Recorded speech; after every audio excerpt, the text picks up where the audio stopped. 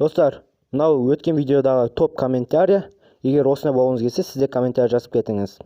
Достар, өздеріңіз білетін шығарсыздар, ала қалса каналымда 1К подписчик болатынына. 1К подписчикке сәл ғана адам қалды. Бар болғаны 434 немесе 436. Сол үшін сіздерден каналға жазылып, тегін лайкты аямай басып кетулеріңізді сұранам. Себебі мен каналымда 1К подписчик болғанда мен керемет видео шығарамын. Керемет дегенде қатты керемет емес, көруге боларлықтай видео шығарамын. Ол видеода біз эксперимент жасадық. Қазір мен видеолардың арасында сол видеода не болған қалдырып кетемін. Сол үшін сіздер каналға жазылып лайк басып кетулеріңізді сұранам. Себебі сіздер каналға жазылып лайк басқан сайын сол видео шығуына тездетеді. Сондықтан каналға жазылып лайк басып кетіңіздер.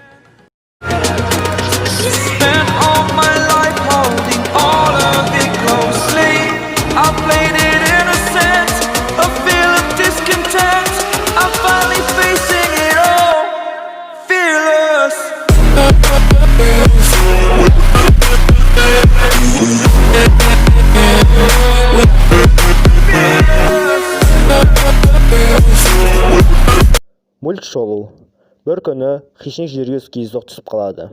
Оны кездейсоқ Американың рукожоп снайпері жарақаттайды. Оның бас киімін сағатын алып, өзінің баласына салып жібереді. Хищникті опыт жасайтын жерге алып кетеді. Сол уақыттарда жаңағы хищниктің досы оны іздеп келеді. Үлкен хищник. Сосын жаңағы рукожоп снайпер өз сияқты адамдар жан-жағына жинап алып, хищникпен төбелеседі. Болды. Барлық сюжет осы. Но фильм жақсы. Мен бұдан жаман болады ма деп ойлағам. Жаман. Кино мен ойлағаннан да жақсы шықты. Ішінде қалжыңдарды да осқан, эффекттерді де осқан. Но бір минусы бар. Ішінде мотивация жоқ. Қалайсыңдар достар, мен сендерді бірінші рет қарап тұрмын, мен үшін алыңдаршы. Ок. Сосын бұл кинода өлген адамдар бәрі қызық өледі. Бір трэш ужастик сияқты.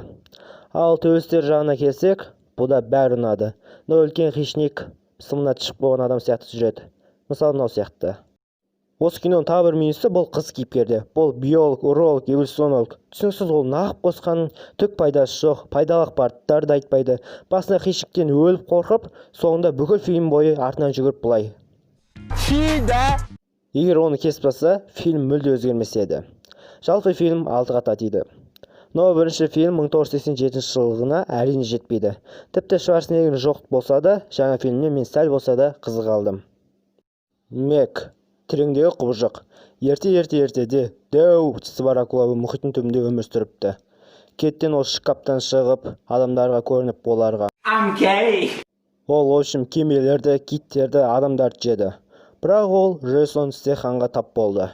Мен мүлде түсінбедім. Неге олар киноның 80% бойы соғысып, соңында, спойлер, қорғаушы сантехник, сварщик, философ Джейсон Валентинович Стэтхэм оңай жеңе салды.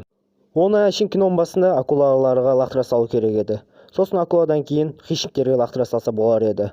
Сонда ешкім өлмейтін еді. Мен бұл киноға максимум 4 қояр едім. Поиск, іздеу. Іс жүзінде бұл кино туралы мен ештеңке білген жоқпын. Сондықтан достарымды алып көру үшін кеттім. Бұл киноның трейлерінде блогерлер кино түсірген сияқты болды. Себебі бұл кинода веб-камера сообщениялар болды. Но бұл кино шет елдің киносы болды, америкалардың актерларының қатысуымен. Және рейтингі де жақсы болды. Ивангай болмайтын шығар деп ойлаймын.